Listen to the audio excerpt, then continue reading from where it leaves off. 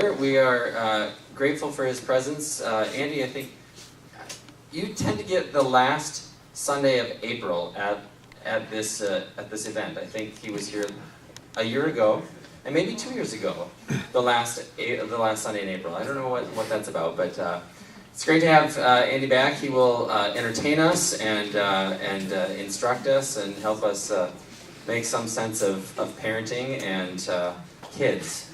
Whether you have kids or grandkids or great-grandkids, they are complicated little beings, and they'll have some great things for us. I just want to offer a couple of announcements before we get started. One, a thank you to a couple of our ZED Talk planning team members who are going off of the team after serving many years and probably several stints. Claire Warren, thanks to Claire, who's served the last 4 or 5 years, and Bob Morris, who I don't see here this morning, but both of them have graciously given us lots of ideas and done a lot of follow-up on making these events happen. They don't magically come together. I wish they did sometimes, but there's a great planning team. If you are interested in being part of that team, we'd love to have those conversations because it really is fun. It's fun to think about how it is that we're shaping our minds and our hearts around education during this time. So we need people to be part of that. So if you're interested, talk to me or talk to Katie, who's our co-chair, and get involved. It's great. Andy, thanks for being here. I'll turn it over to you. Thanks, Pastor Jason. Do you have a mic, or you need this mic? No, I'll take that. Katie, wave your hand. Yeah. Good morning, everybody. Good morning. How are you? Good. Good. Turn to your neighbor and smile. Yeah, look at that. It doesn't even have to be real to start. It's true. It's true. It just turns into that great smile. Thank you so much for joining us today. And whether you have kids of your own, raise a hand. How many of you have kids of your own? How many of you have kids of your own in the home right now, I should say? Okay. How many of you have really, really little ones? Itty bitty babies? Oh, right. How many of you have little toddlers, kind of? Okay, kind of preschool, getting elementary school, getting smellier into middle school, a little bit snarky maybe, high school. And now, how many of you have kids who are grown and gone? Yay! Get out, right? Go and flap your wings, because that's what you're supposed to do, yeah? So for those of you who are new to my face, my name is Andy Johnsrud, and I'm a Zumbro member. I'm also a teacher and a trainer. And for the last year, I've been on a leave from Rochester Public Schools, pursuing my consulting and training business called Warriors of the Open Heart. Yeah, that's been an interesting experience because it's confirmed that I'm a really bad businessman, right? And I knew that already. And also confirmed that there are some ideas that you're going to hear today that are so incredibly simple. I think they're so incredibly simple that we look them in the face and we say, I don't know. We live in complex times. Do we live in complex times? Absolutely. But I think that the skills are so incredibly simple. Whether it's a school setting, whether it's a preschool setting, whether it's a toddler at home. Because think about it. Bring a mental picture to mind of a kid who's completely, little kid who's completely out of control, right? Snot flowing and spit, everything, head spinning or whatever it is, right? Think of that kid. Now think of an out of control teenager. Yeah, psychologically, no difference in those two animals. Psychologically, I will propose that this one is way more dangerous to self and way more dangerous to others. One of the things that I have learned and has come into some more focus being out of the classroom, I was a high school social studies teacher for 20 years. And I'm headed back to the classroom next year. I'll be half-time at JM and half-time at Mayo, which is exciting because it's different. And one of the things that has come into focus a bit in the time away from the classroom Number one is just how tremendously challenging that job is. And number two, again, that simplicity. And again, that it really boils down to just two words, choices and consequences. Choices and consequences. Now, the challenge for me is how do I interact with those choices and consequences with my kids, especially as soon as possible in life when the price tag is affordable. Does that make sense? The price tag is way more affordable here than that out-of-control, spitting, snotty teenager. Love and Logic was started by two guys by the name of Jim Fay and Foster Klein. Jim was the school side of things, and Foster was the self-described shrink side of things. And let's take a very quick sachet. The last time I was here, we were talking about generations, I think. Pastor Vern and I were sharing some thoughts. Here's what I want you to do. Close your eyes just for a second, or leave them open, but close them if you would. And picture the all-American family painted by Norman Rockwell in 1950. Okay, you could open your eyes now, yeah. I'm not a proponent of the good old days, right? Not to overshare at the expense of my parents, who are also Al and Nancy. But if you ever want to talk about not the good old days, I could maybe give you some outlines of my dad's childhood. Yeah, not the good old days. I mean this sincerely, however. What was really, really good about it was predictability. Because we human beings, we need predictability. We have to have predictability in our lives. Is the world going to be really, really predictable if I give all of the control and all of the choice to a toddler with an undeveloped brain and emotional capacity? No, but without cynicism and without sarcasm, there's lots of that, right? Without cynicism, without sarcasm, that's become the default model, yes. It's about the kids, it's about the kids, it's about the kids. With an open heart, it is about the kids a little bit. Yeah. It's about the kids in terms of how do we fit them to be part of us?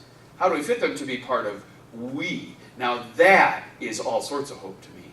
That's all sorts of hope to me, because if we do some simple things that aren't necessarily easy early in life, I think we give those kids their greatest shot. I think we give them the skills to cope. And so Jim and Foster noticed in the 1970s, right? The name of the program, the philosophy is called Love and Logic, right? 1970s. Groovy things came out of the 1970s, my friends, even with long hair. But what Jim and Foster noticed is that things had changed. 1950s Norman Rockwell, things had changed, right? And if you walk out of here with one thing today, right? Walk out of here with the wisdom that we all learned from the Disney movie Frozen. Princess Elsa. Let it go, let it go. Ship sailed, it ain't coming back, right? I do mean it, however, when I say that it was predictable, and that was really, really important for kids, because how many of you know a kid who faces a really, really uncertain reality, or know groups of kids in our society that face those are real things. Don't hear a dismissive tone in that at all. But really letting go of those conditions. I think that's one of the hardest things for me, is how do I let go of those causes and conditions that get those kids that get those families, that get those groups into such incredibly challenging situations. Again, I don't think it changes the solutions that are so incredibly simple, right? How many of you are raised like I was? Right? Here's the adult, here's the kid. Let's move on, right? And that's the part, right? And like I said, that isn't necessarily a bad thing. I don't think it's necessarily a good thing.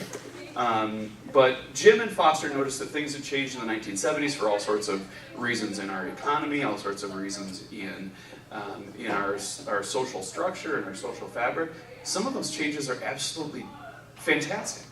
And we get to continue to build on those. Some of them, however, I think have come at a price, a very human price. I was just talking to, just right before the session here, I was just talking to somebody about the fact that one of the things that I've noticed being out of the classroom is that there's a dirty C word when it comes to working with children these days. I'll give you a hint. It's not choices. It's consequences.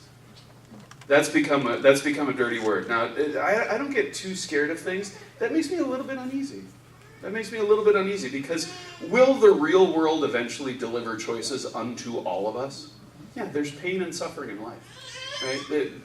They are built into this experience, and so I think that those simple skills can help us a lot. So love and logic was built out of necessity, right? I mean, think about the families in the 1970s that Jim and Foster were talking about. Fast forward to today. I mean, talk about exponential change. Absolutely. Again, it's not a good thing. It's not a bad thing. It's here. So let's go forward.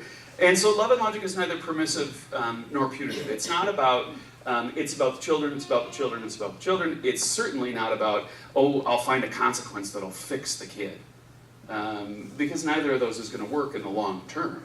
And so yeah. No, that doesn't work. Let's see. There we go.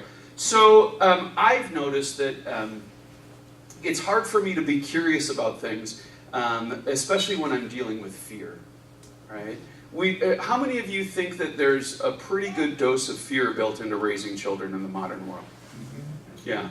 Read a really, really interesting book recently titled Small Animals, Parenting in the Age of Fear. You know what the great paradox is? And I think this is the deal. Do you know what the great paradox is? Do you know what do you know what the safest time ever in the history of humanity, ever,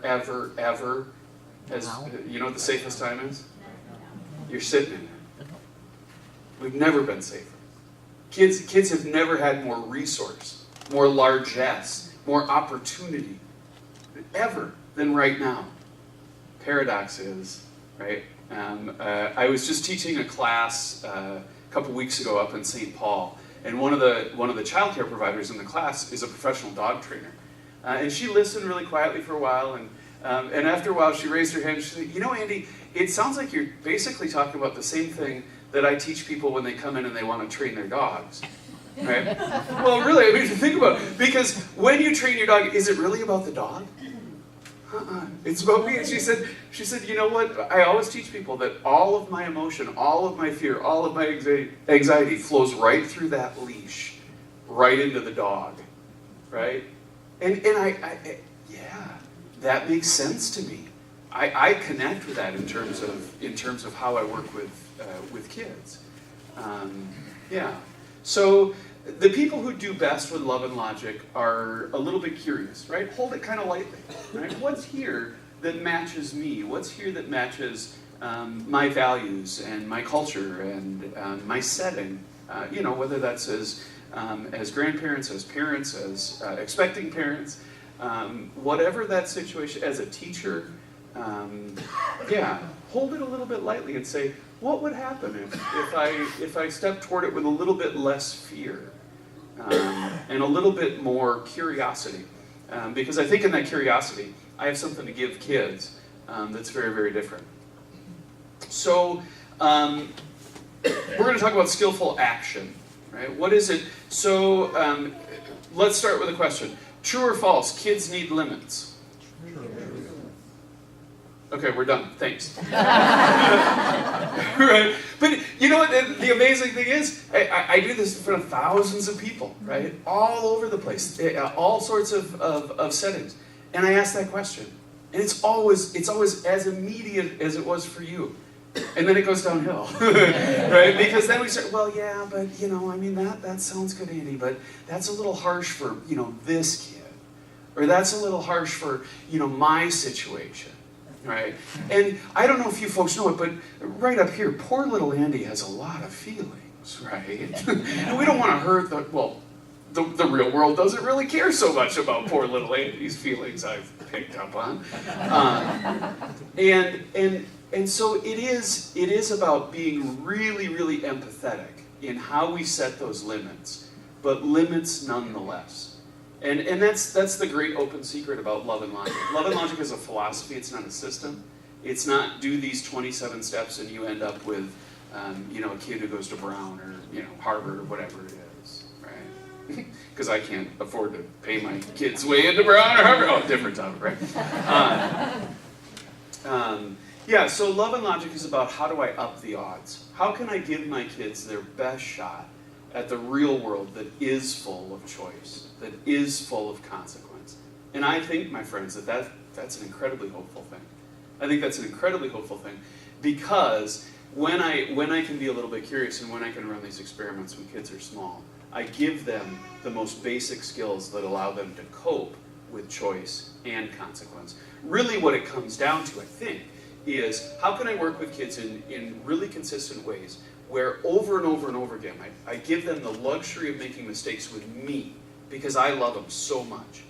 The luxury of making mistakes with me so that, right, they develop this script that's just foundational, right? Their foundation is, here's me, here's my next decision.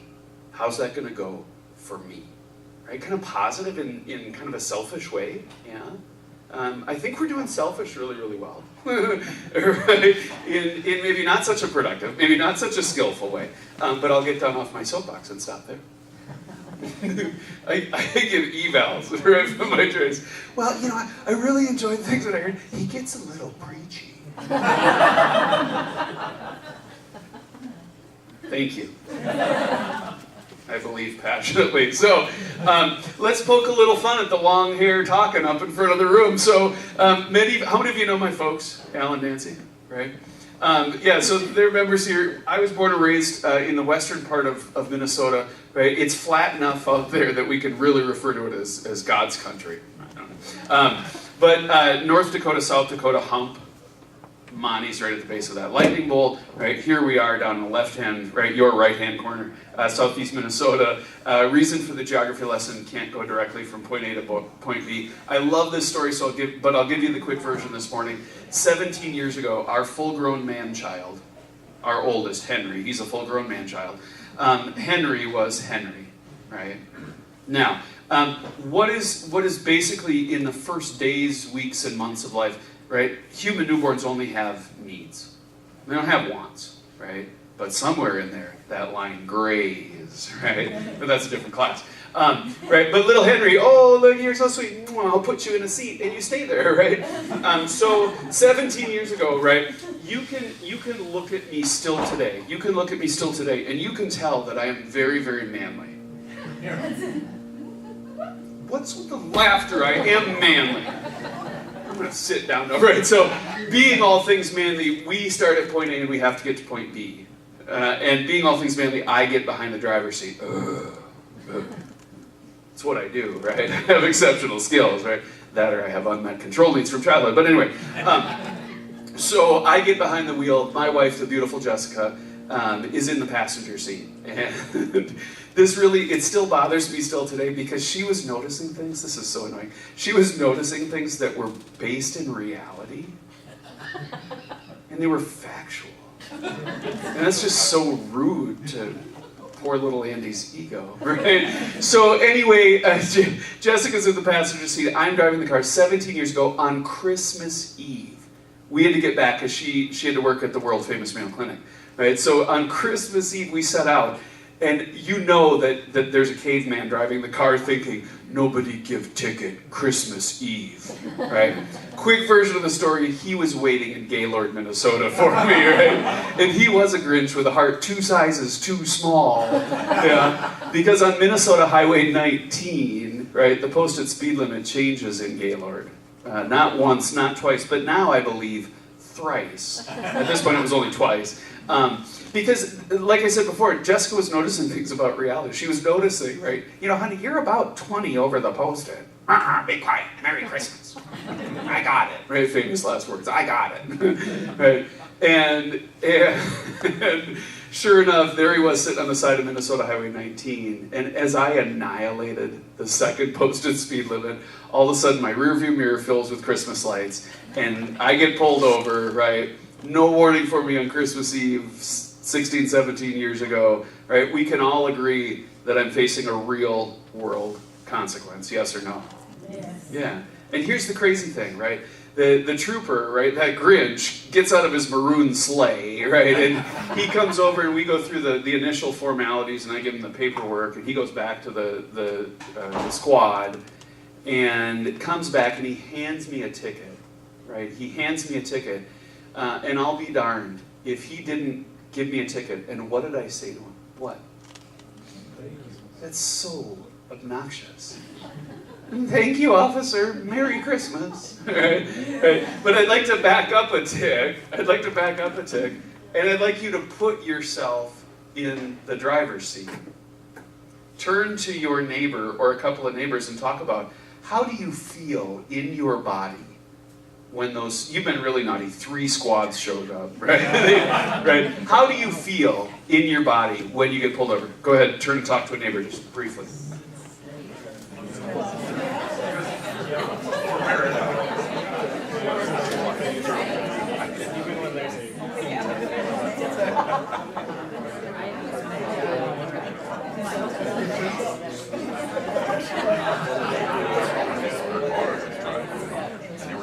All right, ladies and gentlemen, I'm going to be a really bad teacher and interrupt your conversation. Go ahead, call out. What do you feel? Where are you at? What? Mad. Yeah, I'm mad. What a jerk to enforce Post-its. That's rude.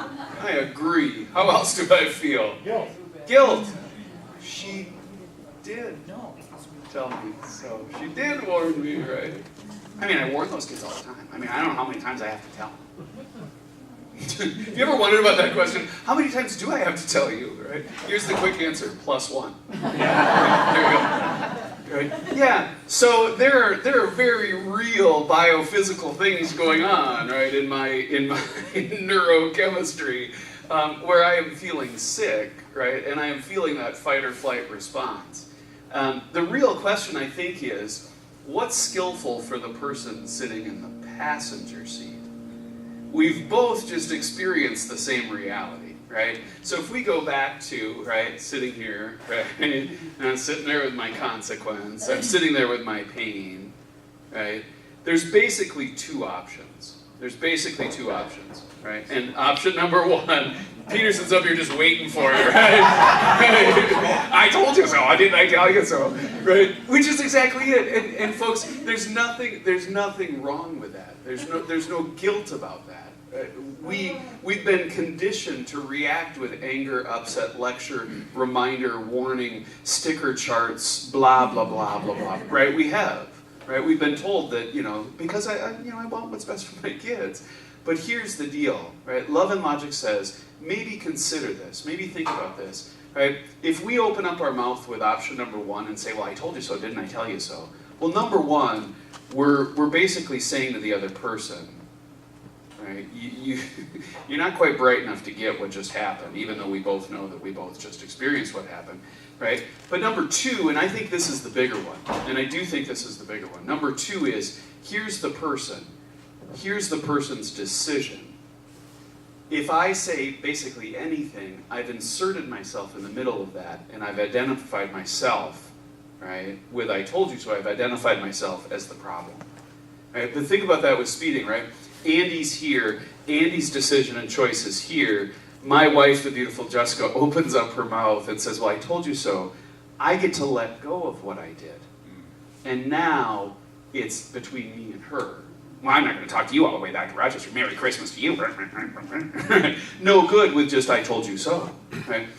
Thank goodness option number 2 exists, and option number 2 is love and logic. Right? Option number 2, same consequence, same reality, same window going up and sealing off the outside world. Right? Option number 2, the beautiful Jessica turns and she looks at me. Oh, I love this woman. I do still today.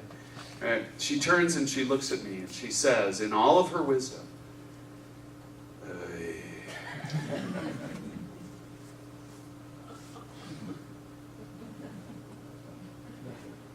yeah, that's it. Because even a caveman like me can figure out, here's me, here's my choice. How did that work out? Right? Remember what I said, just a few minutes ago? Over and over and over again, what I want to do is I want, right, that person and that person's decisions matched up, right? Yeah. So, yeah, I think there is skillful action, which generally requires me to do less talking, right? Which is a real challenge, you may notice. Right? So empathy is the first step, because what does that groan say? What does that groan say? Man, that hurts. That stinks. I love that I go out and I do this and I say, well, it's really, really simple things. But guess what I did last night with our eldest, that Henry, right? That full-grown man-child who just got his ACT results back yesterday. And he somehow had cooked it up in his head. I don't know where he gets this personality trait, but he had somehow cooked it up in his head that there was going to be an outcome, right? And then that outcome didn't come to pass. And the score that somehow he, was like, I think I got this score. Well, what basis do you have for saying you think you got that score, right? But he had it. And then he opened up the envelope, and that score that he got was lower than what he thought he was going to get. And what did I do, Mr. Love and Logic? I opened up my darn mouth. Because I wanted to help, and I wanted to say, well, it's okay.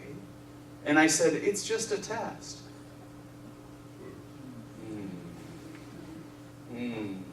Instead, maybe I should have said something like, oh, that's tough, kiddo, right? Yeah. So we'll deal with that today. Today's a new day, right? So Love and Logic says that the salt and pepper for raising kids who can cope is skillful empathy before reasonable consequences. Skillful empathy before those consequences. Because if I say, well, here's the consequence for what you did, and then I add after the fact, I tag on, well, and that's really sad for you, it just ups the odds that I'm going to sound insincere or like I'm just rubbing salt in the wound. Yeah. I love that. For those of you who can't read the bottom, right, it says, I know, but I think I can change him. I know, but I think I can change him. Right? So before we said something about the brain, and Love and Logic is in a lot of ways, the original, brain-based approach. We love that, right? We love research, we love science, and I'm going to read a bunch of books about parenting, and then I'll get to be a really good parent, and oh my God, and then we wonder why we're fearful and anxious.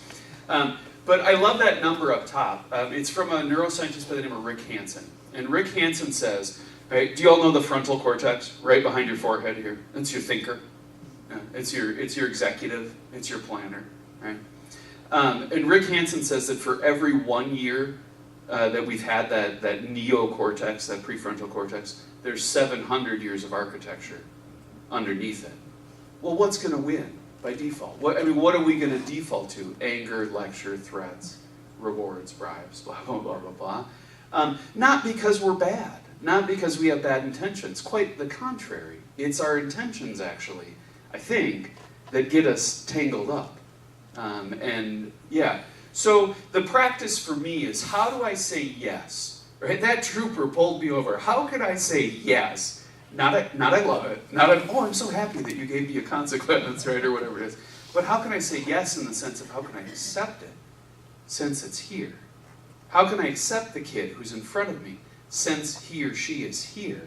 Right? How can I accept the toddler who's spinning and spitting, like we said before, right? How can I say yes to that? Rather than shut down and say no. And quite literally, what do 2-year-olds say? Isn't that a beautiful thing we teach them? No, don't do that, no, right? And that's the opposite of what I want to do, yeah? The eminent psychologist, Eric Erikson, right, says that autonomy versus shame and doubt. I want kids who are autonomous. Yeah? I want kids who can make those decisions thinking about what's going to happen to me next. The price, I think, the barrier for entry is mistakes. Love and Logic teaches that the road to wisdom is paved with lots and lots of mistakes, not uber wealthy parents buying their kids' way into elite schools or doctoring their resume. And we could devolve with that whole deal. As far as I can tell, the saddest part of that whole deal, number one, is my jealousy that I don't have the money. Yeah, right? But really, with sincerity, I think the saddest part of that is, think about the conditional love that sends. The message, the unstated message, which can we agree are the most important messages with our kids. Those of you with kids who are adults, those are the most important messages. Those are the messages that keep them coming back to visit and stay in contact, right? So that's the sad part, is that I'll love you if. I mean, I don't think that's what those parents wanted by any means. We do it in school too. I have to be careful because I'm an employee of a certain large school district in a certain large town in southeast Minnesota, right? We do it all the time, right? Well, moving on, right? Never pick a fight with reality. Never pick a fight with what's really happening. Because if I end up in a street fight with reality, the street always wins, right? Never pick a fight, okay? So 2 simple goals. Love and logic, I think, can be boiled down to how can I see things like they really are, right? That kid having a fit, or the kid who gets a test score that doesn't match up, or the kid who gets in a scrape, or has a mean teacher, or is in a really tough situation with bullying, or whatever the case is, right? How can I really see whose problem that is? Right? How can I see it clearly? And then number 2, how can I treat that situation, that reality, with some mercy, with some empathy, with some skill, right? Because if I'm only sad for my kids, do I raise kids who can cope? Right? There's a quote from a student of Carl Rogers by the name of Marshall Rosenberg. And Marshall Rosenberg started something called nonviolent communication. And I love this quote. I think it gets at the whole deal with other people, with us as humans. And Marshall Rosenberg says, "With empathy, I'm fully with you, not full of you." That's sympathy. Right? With empathy, I'm fully with you. Right? Here's your situation. Sometimes I physically swing next to that kid and say, "Man, that's tough." Because the truth of the matter is, the best person to solve any person's problem is that person. Yeah? So simple. Not easy at all. Not easy. Not easy for me as a high school teacher. Right? Do you think that I see kids who have never had healthy limits or had very few healthy limits? Does my judgment and my, it shouldn't be that way or it should be that way, does that do anything for the kid? No. Do I still get stuck there? Yeah, sadly. Right? I always know what to do with other people's kids. You do. You should do this, or you should have done that, right? Right? But I think there's a lot more hope and a lot more curiosity if I can accept things as they are, including myself. Including myself. One of the basic messages that I teach to parents, especially parents as we start out, and parents who've been at it for decades in some cases, actually, I guess, is what would it be like if you accepted yourself as a parent, as a person? What would it be like if you accepted yourself right now? Don't change anything about yourself, right? Warts, blemishes, everything's still there. But what would it be like if you could really say, yeah, that's the way it is? Something to think about. Okay, any questions, yeah, buts, what abouts? I'll just keep talking if you like. You're like, yeah, we know. We can tell. It gets a little preachy. Okay. But if you do, please throw those out. I'm going to give you a chance to talk to each other in just a moment. So here's a question for you. Can I do things in the short term to get kids to behave in a certain way? Yeah? Can I do things in the short term to get kids to behave in a certain way that aren't necessarily good for adults or kids? Turn to your neighbors and talk about rewards, punishments, etc. Short term, long term. Go ahead, chat.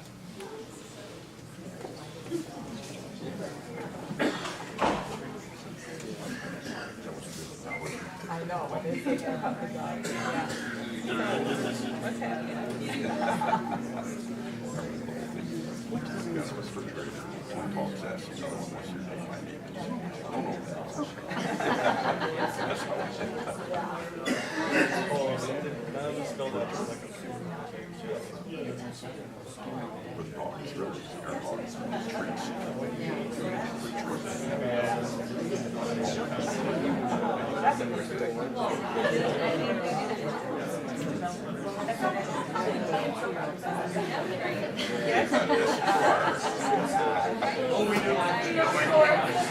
All right, ladies and gentlemen, again, apologies for stepping into conversation. The quick answer is what? Can I do things that work that aren't necessarily a good idea? Yeah, so I got this thought from a Jesuit named, now I'm going to blank on Greg Boyle. There's his name, Father Greg Boyle.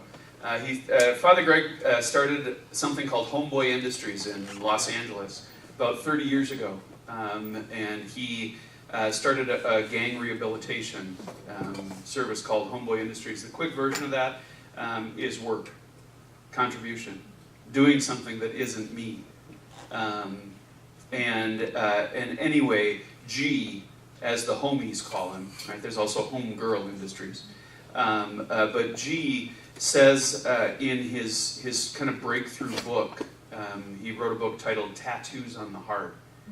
And he said that one of the things that he learned, especially in the first 10 to 15 years of working with these gang members, was that there are all sorts of things that he could do as the loving father figure in this situation. There were all sorts of things that he could do that worked, in scare quotes, that weren't good for him, and they certainly weren't good for the long-term outcomes of these gang members, right? And so absolutely, I mean, can I use rewards to help a kid, to kind of shape and mold a behavior? Absolutely, but I have to be really careful about that, I think.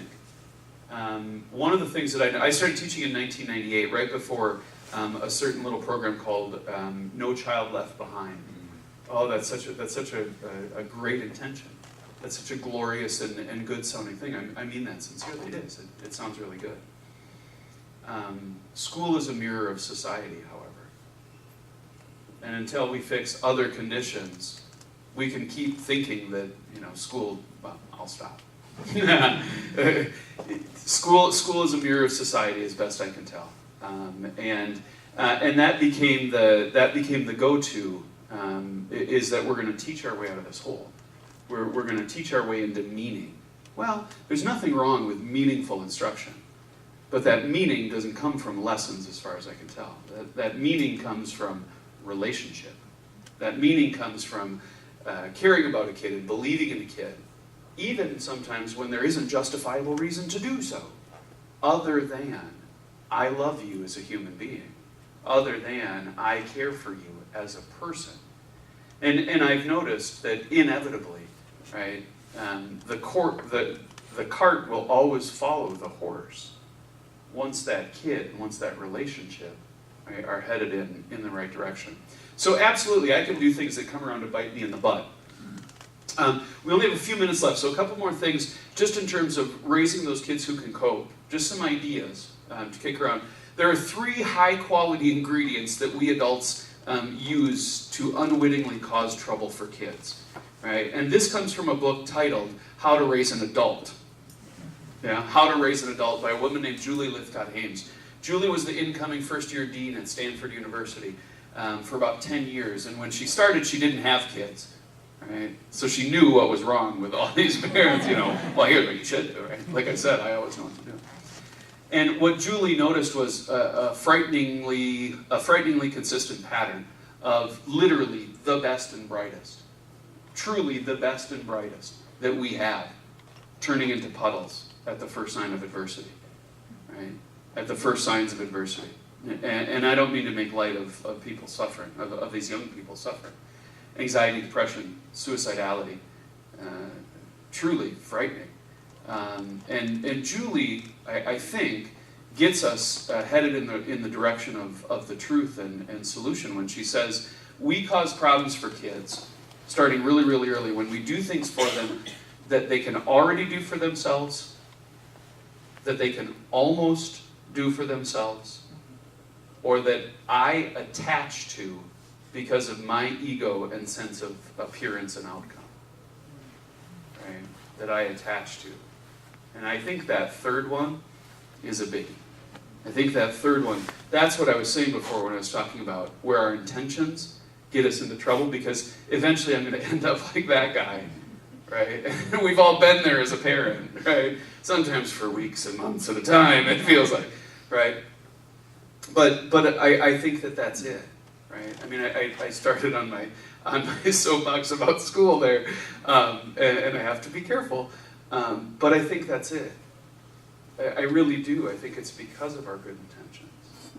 What's skillful, however, is somewhat, is sometimes, I think, the greatest part of the challenge is managing myself. There's our daily reminders. There's the full-grown man-child. Henry rolled a little flash grenade. You know what flash grenades are? Henry rolled a little one into the family about 2 months ago and said, "Hey, Mom and Dad, the school counselors came into our English classes today, and they said that we could be an exchange student. I think I'm going to do that." My wife and I looked at each other and said, "Oh, okay." And we did. We said, "Oh, okay, well, good luck." Right? And that kid went out and did it. He figured it out. He got a 90% scholarship, too. He's leaving for Sweden sometime around the 1st of August for his senior year. Oh my God. Oh my God. Let's keep breathing. Right? Yeah, let's keep breathing. Right? There's a quote from Fritz Perl, right? And Fritz Perl said that I'm going to mess up. Anxiety is excitement without the breath. Anxiety is excitement without the breath. I need the breath. I need the breath. I need the breath. And then I love this picture because it sums up their relationship.